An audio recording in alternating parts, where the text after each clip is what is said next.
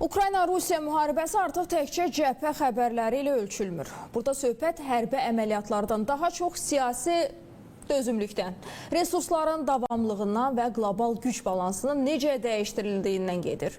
Və müharibənin bu mərhələsində əsas sual budur. Biz qalibiyyət strategiyasını izləyirik, yoxsa uzadılmış və bu prosesi ləngitmək istəyən şəxslərin müharibəsinə şahid oluruq. Məhz bu mürəkkəb mənzərəni anlamaq üçün studiyamızda müzakirəmiz olacaq və studiyada qonağım var, siyasi şərhçi Məhəmməd Əsədullazadə. Məhəmməd mənim salam, xoş gəlmişsiniz. Sabahınız xeyir olsun. Rusiya-Ukrayna müharibəsi davam edir və bu müharibə fonunda bir sıra xəbərlər ortaya çıxır. Əvvəl 24 bəndlik bir sülh planı var idi, daha sonra 19-a düşdü, indi 20 üzərində müzakirələr gedir. Və ötən gün mən belə bir açıqlama gördüm, Financial Times deyir ki, Donbas verilməlidir Rusiyaya və bunun da müqabilində, yəni son məlumatlar bundan ibarətdir ən azından, bunun da müqabilində Rusiyanın işğal etdiyi Sumi vilayətində, Donetskdə və eyni zamanda Xarkovdakı kəndlər və ərazilər təhvil veriləcək yenidən Ukraynaya. Amma Donbas tamamilə keçir Rusiya nəzarətinə və delimitarizasiya olunmuş bir zona elan olunacaq. Və orada belə bir cümlə keçir ki, bu zona Şimali və Cənubi Koreyanın arasında o 72 il əvvəl yaradılan zona ilə bərabər olacaq. Bu nə dərəcədə mümkündür və yaxud da belə deyim, vəziyyət eynidirmi? Yəqin ki, sual bu olmalıdır. Vəziyyət eynidirmi? Təbii ki, baş verən proseslər Rusiya-Ukrayna müharibəsi geopolitik bir qarşıdurmadır və Rusiyanın burada məhz strateji planı fövqəladə dövlət statusu əldə etməkdir və öz nəzarət ərazilərini formalaşdırmalıdır və bu xüsusda hazırda Rusiya Ukraynada kifayət qədər hərbi əməliyyatları genişləndirmək istiqamətində prosesi aparır və ondan da əlavə diplomatik müstəvidə də danışıqlar gedir. Xüsusilə Amerika Birləşmiş Ştatları ilə Rusiya danışır, Miami'də bilirsiniz ki, danışıqlar gedir. İlk növbədə Trumpın 28 bəndlik sülh planı oldu. Bu qəbul edilmədi həm Avropa İttifaqı tərəfindən, Ukrayna tərəfindən. Çünki burada ilk növbədə ərazi güzəştidir. Endirildi 19-20 maddəyə. Berlin görüşündə də bilirsiniz ki, ABŞ, Ukrayna və Avropa nümayəndələri görüşdü.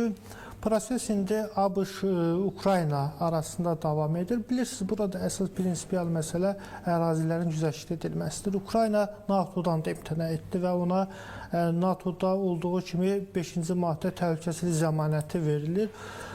Əsas məsələ Zaporojye atom elektrik stansiyasına nəzarət və bir də Donbasın tamamilə Rusiyaya verilməsi. Mən düşünürəm ki, Avropa İttifaqı buna getməyəcək. Xüsusilə bu prosesin başında duran Böyük Britaniyadır və Böyük Britaniya və Avropa İttifaqı əgər Ukraynanın arxasından çəkilsə, Amerika Birləşmiş Ştatları təbii ki, Ukraynaya təzyiq edəcək ki, Donbas verilsin Rusiyaya. Donbasın da verilməsi bu Avropanın təhlükəsizlik arxitekturasını pozur və proses təbii ki, yeni dünya siyasi nizamına əgər dünya siyasi nizamına gediriksə, güc yolu ilə artıq sərhədlərin dəyişməsi baş verir. Mən bunu Şimali Koreya, Cənubi Koreya ilə sinarləşdirmək istəmirəm. Bu tamamilə fərqli bir prosesdir. Orada iki dövlət modeli var. Gəlin, bunu da aydınlıq gətirək ki, orada nə baş verir hazırda və Amerikanın təklif etdiyi plan hansıdır? Yəni, mən nəzərdə tuturam Şimali və Cənubi Koreya arasındakı o 72 il əvvəl imzalanan sənəd və sənədin əsasında mövcud vəziyyət. Hazırda orada nə baş verir ki, onu Ukraynaya da təklif edirlər? Bilirsiniz, onda Amerika Birləşmiş Ştatları sadəcə burada Ukrayna manipulyasiya edirlər. Axı fikir verək, Şimali Koreya, Cənubi Koreya ssenaristə iki dövlət prinsipi ortaya çıxdı. Axı Ukraynada şərqi Donbas istiqamətində hər hansı bir dövlətin yaradılmasından da söhbət gedə bilmir. Rusiya buranı öz əraziləri kimi konstitusiyasına da salıb. Amerika Birləşmiş Ştatları sadəcə müəyyən modellər təklif etməklə xüsusilə əsas planda Donbasın tamamilə Rusiyaya verilməsidir.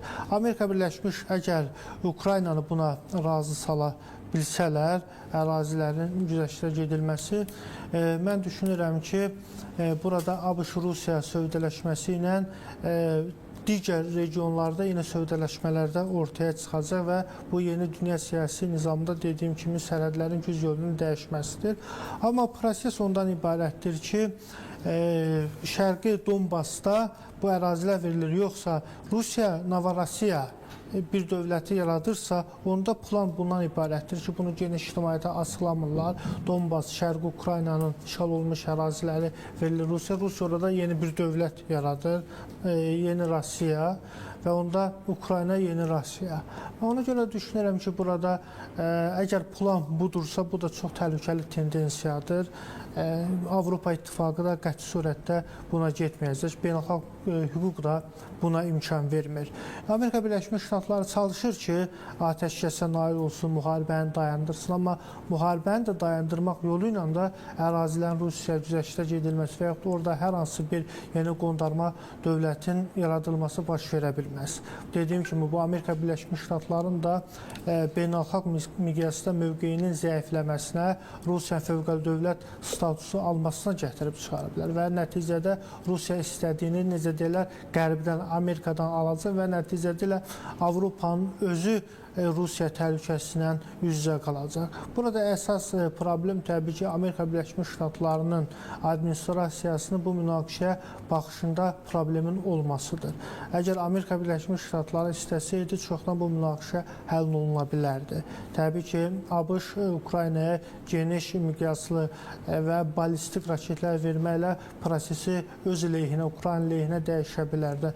Amma görünür, Rusiya və ABŞ arasında müəyyən bir sövdələşmələr var və bu sövdələşmələr müstəvisində Amerika Birləşmiş Ştatları kifayət qədər Ukrayna hakimiyyətini təzyiq edir ki, Donbasdan geri çəkilsin, işğaldan azad olmayan ərazilərdə Rusiyaya verilsin. Tamam, Donbas verildi Rusiyaya, Ukrayna NATO-dan da imtina etdi və sonraki proseslər nə olacaq? Onda 1938-ci il Çexiyanın Sudet vilayətinin Almaniyaya verilməsi senarisinə oxşayır. O vaxtı Hitler Almaniyasına Çexiyanın Sudet vilayəti verildi, Almaniya dayansın, sülh olsun, atəşkəs olsun, amma nəticədə nə oldu? Almaniya tamamilə 2-ci Dünya müharibəsinə başladı və Avropanın ölkələrini işğal etməyə başladı. Sabahları Amerika Birləşmiş Ştatları da Donbası Rusiya güzəştə getdi. Tamam, Avropa ölkələri də buna razı oldu. Ukraynada Rusiya bununla dayanacaqmı? Amma mən düşünürəm ki, dayanmayacaq. Bəli, Rusiyanın tamamilə imperiya maraqları genişdir və indi də biz eşidirik ki, Kremldən deyirlər ki, Putin də SSR-ni biz bərpa etməyəcək. Özü anti-təbliğat, özü bir reklamdır. Yəni, mən düşünürəm ki, Rusiyanın çox ciddi planı var. Yeni dünya siyasi nizamında Şərq Avropanı və keçmiş post-sovet məkanına öz nəzarət funksiyasını reallaşdırsın. Şimali Cənubi Koreya modeli deyəndə onlar əslində nəzərdə tuturlar ki, müəyyən bir ərazi, minalanmış ərazi, ora heç kim daxil olmur, nə bir tərəf, nə digər tərəf və yeri gəlmişkən Amerika Birləşmiş Ştatları öz konqresində, yuxarı senatda bunu ratifikasiya edib qəbul etmişdi. Sizcə, bax bu təklif etdiyi qərarı, yəni Ukrayna ilə Rusiya arasında təklif etdiyi qərarı Amerika Birləşmiş Ştatları necə ki, Koreyanı müdafiə etdi, silahlandırdı, bir ratifikasiya prosesi keçdi, Yaponiyanı necə ki müdafiə etdi, o sxemlə Ukraynanı müdafiə edəcəkmi? Ümumiyyətlə, bu realdırmı? Donbasın bilirsiniz ki, Amerika təklif edir ki, ora delimilitarizasiya olunsun, hərbiləşdirilməmiş ərazi. Amma Rusiya buna gedəcəkmi? Yəni, yaxşı, hərbiləşdirilməmiş ərazi oldu. Kimdə olacaq? Onlar vurğulayırlar ki, Rus polisi və Fövqəladə Hallar Naziri və s. orada olacaq. De yure yenə də Rusiyanın ərazisi kimi tanınacaq. Yəni, istənilən bir situasiyada bir saatın ərzində hərbiləşdirilə bilər o. Bəli, ona görə də mən düşünürəm ki, Ukrayna prezidenti buna getməyəcək. Avropa ölkələri də buna razı olmayacaq. Amerika Birləşmiş Ştatlarının da bu mövqeyi tamamilə ilə Moskva narrativlərinə üst-üstə düşür. Moskva bundan razılaşa bilər taktiki gedişdə, amma strateji planda Rusiya yenidən ora sülh məramlı adı ilə yenidən hərbi kontingentini yerləşdirə bilər. Ona görə də düşünürəm ki, Ukrayna buna gedə bilməz, getməyəcək, həmçinin Avropa ölkələri də buna imkan verməyəcək. Çünki bu çox ciddi president olacaq və növbəti regionlarda yeni münaqişələrə gətirib çıxaracaq. Bir güclü ölkə digər ölkəyə hücum edəcək. Əgər Rusiya Donbası tamamilə ələ alarsa, Amerika buna razılıq verirsə, Çin Tayvana qarşı hərbi əməliyyatlar keçirə bilər. Çünki Çin də kifayət qədər güclü olub iqtisadi cəhətdən, hərbi cəhətdən və Amerika ilə bu müstəvidə də bazarlığa gedə bilər. Yəni proseslər ondan ibarətdir ki, Rusiya kifayət qədər demək olar ki, Ağ Evdə öz lobbi qruplarını formalaşdıra bilir və Trumpın siyasi iradəsinə təəssüf ki, təsir edə bilir ki, bu məsələlərlə müəyyən qədər öz əleyhinə prosesləri dəyişsin. Görünür, Ağ Evə müəyyən qədər Putin də reveranslar edib, Şərqi Sibirdə filiz faydalı qazıntıların işlənməsi, Arktikada Rusiya və Amerika Birləşmiş Ştatları arasında oradakı yeraltı sərvətləri mənimsənilməsi, həmçinin və Donald Trump hesab edir ki, Rusiya öz yanına almaqla Çinə qarşı müəyyən bir koalisiyada formalaşdıra bilər. Yəni proses bundan ibarət ola bilər. Ukraynanın şərqini Rusiya güzəştə getmək ilə Venezuela proseslərində də Rusiya neytrallaşdırıla bilər, İran neytrallaşdırıla bilər və Çinə də qarşı müəyyən bir ittifaq qurula bilər.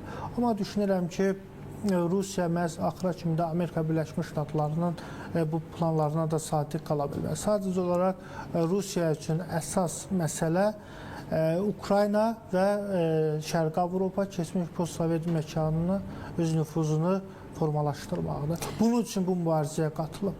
Yəqin ki, biz həm də bu məsələni müzakirə etməliyik ki, bu ümumiyyətlə anlaşma əgər mövcud olacaqsa, nə qədər uzun müddətli olacaq? Biz görürük ki, Donald Trump Bidenin verdiyi bütün qərarları ləğv edir. Misal üçün, bugün səhər də 20-dən çox ölkədəki səfirləri geri çağırıb və öncə Amerika strategiyasını həyata keçirdiyini açıqlayır. Vurğulayır ki, Bidenin dövründə təyin olunan səfirlər onların siyasətinə xidmət etmirlər, qayıtsınlar. Amerika Birləşmiş Ştatlarında, Vaşinqtonda bir post istəsələr düşünərik. Bu sxem və yaxud da Ukraynaya silahların verilməsi indi dayandırdı, dedi, ancaq NATO-ya silah yardım edəcək. Bu sxem ümumiyyətlə nə qədər uzun müddətli ola bilər? Donald Trump dövrü bitəndən sonra post-Trump dövründə nələr baş verəcək? Yəni, qarantiya varmı ki, bu sənəd də ləğv olunmayacaq? Mən təbii ki, bilirsiniz ki, hələ bir neçə həftə bundan əvvəl Amerikanın xarici siyasət strategiyası məlum oldu və biz orada gördük ki, tamamilə Amerika Birləşmiş Ştatları qərb yarımkürəsinə çəkilir. Şimali və Cənubi Amerika istiqamətinə və bu milli strategiyadan Rusiya da məmnun göründü. İlk dəfə edir ki, Amerikanın xarici siyasət strategiyası Moskvaya məmnun edir və bir növ Rusiyada burada yer tanınar. Yəni, Rusiya bir növ bu sənəddə imkan verməklə verilir ki, Mərkəzi Asiya, Cənubi Qafqaz və Ukrayna məsələsində Rusiya öz strategiyasını həyata keçirsin. Fikir verək, orada Ukrayna məsələsi də üzdən keçir, Cənubi Qafqazın adı çəkilmir, Mərkəzi Asiyanın da adı çəkilmir. Yəni, bir növ Amerika Birləşmiş Ştatlarının fövqəldövlət statusuna müəyyən qədər ABŞ kənara çəkilir.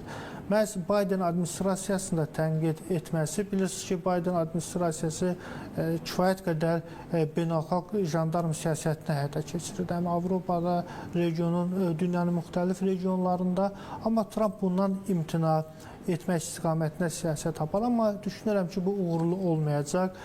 Trump nə qədər hakimiyyətdədir, bu uğurlu ola bilər. Amma növbəti mərhələ demokratlar yenidən Ağ Evə qayıtdıqdan sonra təbii ki, onlar Trumpın bu qərarlarının üstünə xətt çəkəcək.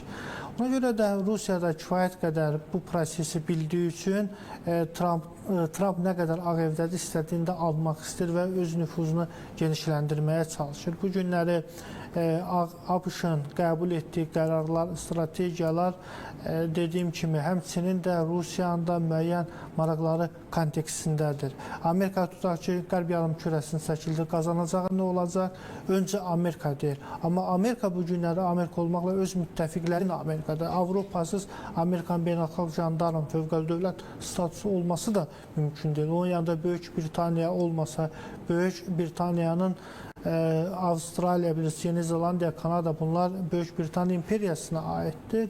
Yəni bunlar olmasa Amerika Birləşmiş Ştatlarının tək başına Çinlə və yaxud da Rusiya ilə baş-başa gəlməsi də mümkün deyil. Mən düşünürəm ki, burada Pentaqonda, həmçinin Dövlət Departamentdə, Mərkəzi Kəşfiyyat İdarəsində çox ciddi strateji planda Trampa növbəti mərhələdə təzyiq edəcəklər ki, bu siyasət Amerikanın beynəlxalq müstəvidə mövqeyin kifayət qədər zəiflədir. Baxın, Amerika Mərkəzi Kəşfiyyat İdarəsi hesabat yayıb ki, Rusiya demək olar ki, Avropa üzərində öz nüfuzunu bərpa etməyə çalışır, Şərqi Avropanı götürmək istəyir.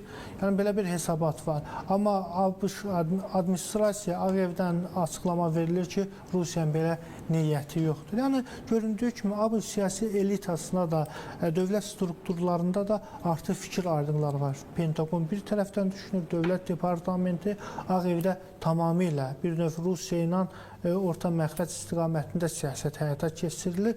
Bir növ Amerika Birləşmiş Ştatlarının xarici siyasətində də çox ciddi şəkildə fikir ayrılıqları var və çox təəssüf ki, uzun illər formalaşmış Qərb koalisiyası, Rusiya demək olar ki, bu Qərb koalisiyasında çat yaratdı. Amerika ilə Avropanı da ayırdı. Burada günahkar kimdir? Təbii ki, ABŞ-ın indiki administrasiyası həyata keçirdiyi siyasətdir.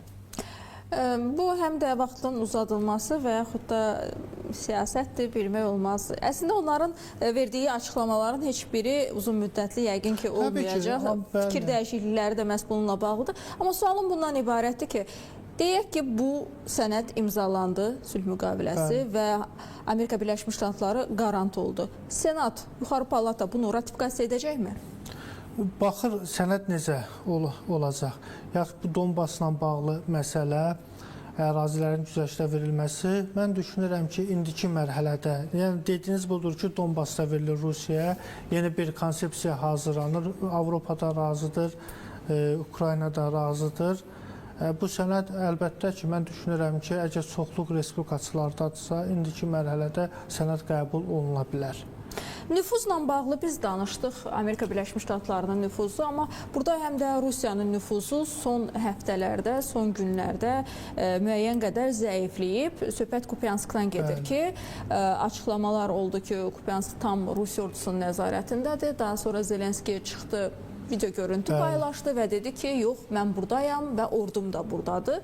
Və ötən gündən etibarən sosial şəbəkələrdə kütləvi informasiya vasitələri, xüsus Qərb mediasında mən tez-tez generalın artıq həyatda olmadığı haqqında xəbərlər oxuyuram. Düzdür, indi yəqin ki, biz bunu yaxın gələcəkdə bilməyəcəyik ki, o sağdır, yaxud da sağ deyil, amma Putinin nüfuzu zəiflədi, bu faktdır. Və xatırlayırsınızsa, bir neçə gün bundan əvvəl ki, o 4 saatdan çox davam edən Putinin açıqlamalarında, sualları cavablandırmasında da bu mövzuya toxundu. Amma iki tərəfli toxundu. Yəni, birinci dedi ki, yox, orada deyirlər, video yalan videodur, yəni süni intellektdən hazırlanıb. Daha sonra isə dedi ki, oradadılarsa onda içəri gəlsinlər. Niyə?